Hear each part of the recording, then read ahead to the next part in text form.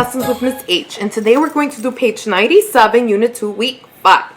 So, today we're going to focus on the writing trait, word choice. So, word choice is using language that engages the reader. In other words, language or words that makes the reader excited or interested in reading your paragraph or your poem or your essay or whatever the case, or your sentence, okay? So balance is key. Use common words and topic keywords to motivate the reader. So if you keep using the same words over and over and over, nobody's gonna want to hear. If I said the tortoise, if I were to say something like, for example, the tortoise is slow. It's really slow. It's slow. Yeah, and it was a long time, but it's slow. Nobody's gonna want to read that poem. That poem is trash, bro. Like, that poem's not a good poem. Alright? So that's what they mean. Use common words. So use words that the audience or the author knows what they mean. That's another thing too. If I were to say the same things over and over and over, and I would only use words that, I don't know, in Chinese, and I was writing an English poem and I wouldn't define the words, then it would make my audience not want to read that, because it's like, bruh, I don't know Chinese.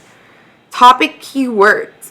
So this is important too. If you're writing a poem about dogs and how much you love dogs and how dogs are your favorite animal, don't start talking about cats in your poem, unless it's to prove why dogs are better in your opinion. But don't start talking about that dogs purr and dogs play with yarn. That doesn't make any sense whatsoever. Use words that help the audience visualize your message. This one's very important, because if you use words that help your reader imagine what you're writing about, it would be much easier to understand and for them to see what you're writing about. So on the poem that we've been reading about the tortoise, I can imagine this little tortoise, probably has sunglasses. I don't know. That's my imagination. That's my visualization. It's just walking around, living his best life. It's like, bruh. If something dangerous might happen, he just hides in the shell and nothing happens to this little guy. Very importante. Avoid redundancy. Try not to repeat words or phrases. It makes your writing uninteresting to read. Nobody wants to read the boy, the girl, the boy, the girl, the girl, the girl, the boy, the boy, the boy. It is very, very boring, and people will not, want to read your writing. So let's go to the task. Draft model. Use questions that follow the draft to help you think about what precise words you can add. So we're looking for precise or specific describing words. That's what we're adding, okay? You can add draft model. I went outside one night. Something moved, so I turned on the light. It was a little toad hopping across the road. How funny. So first thing, when we look at poetry, we determine rhyming patterns. So yes, there's rhyme. I could kind of see this little toad, but I want more details, What kind of night is it? One night. Could it be a rainy night? I would add rainy, because I have a little toad that lives in my house too. It's like this big, this toad. It's super big, and it doesn't bother anybody, so I don't kill it. I don't know if I'm supposed to kill it, but whatever. That's not the point. The point is that this little toad, based on my personal knowledge of toads, was this little toad I have. He only likes to come out when it's raining outside. So what kind of night is it? I went outside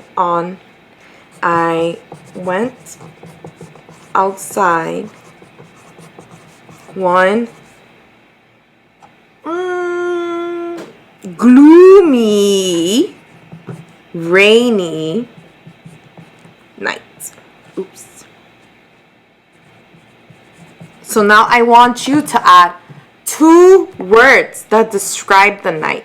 So I added gloomy, which means like sad, and then rain, which makes sense with the sad night, right? It makes sense with the mood. So I'm going to give you 1 minute to add your gloomy, your two words. Do not use my words. Use two words. You can write on a crisp, romantic night. Ooh. Or maybe on a boring, dull, regular night. I don't know. Think.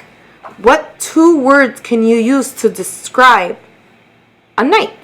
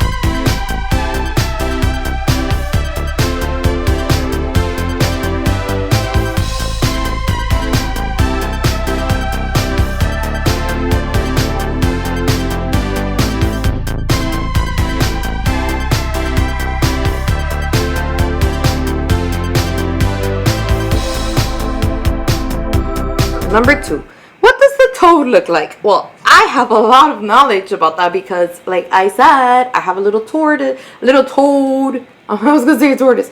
A toad that lives in my house, lives on the side of my house. So, what does the toad look like? A little toad. It was a little. It wasn't little, but it's okay. A little. My toad is scary. It's afraid of me and anything, right? So it was a little shy and scared toad. So pick two words that describe your toad. Maybe your toad is funny and I don't know. Having a brain freeze. Okay, maybe your toad is funny and happy. Maybe your toad is, I don't know, silly and goofy. Think two words that could describe your toad. My toad is shy and scared. So pick two words.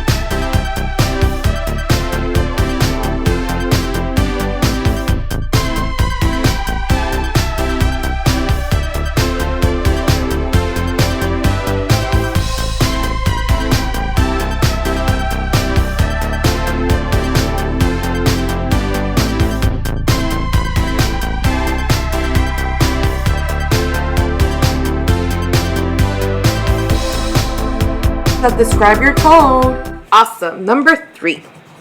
How does the toad move? Well, if my toad is shy and scared, I'm gonna say that it moves. It hops fast because it's afraid of me. Hopping fast across the room. So how does your toad hop? Okay, my toad, I put fast. So you have 1 minute to write and pick a word that describes how your toad is moving.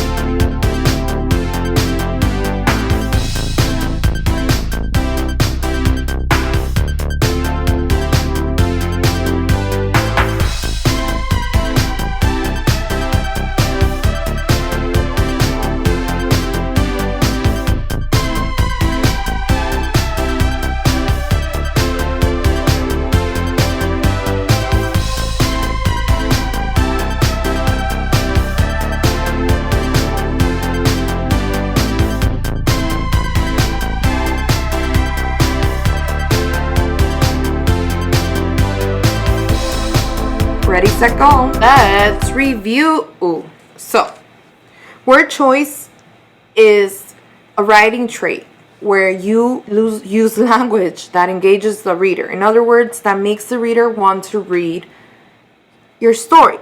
So in my story, I can imagine, I can see that it's a gloomy, rainy night, right? There was a little shy and scared toad. And since it was shy and scared and it didn't want to get hurt, it hopped fast across the road. So it was trying to get away from me, right?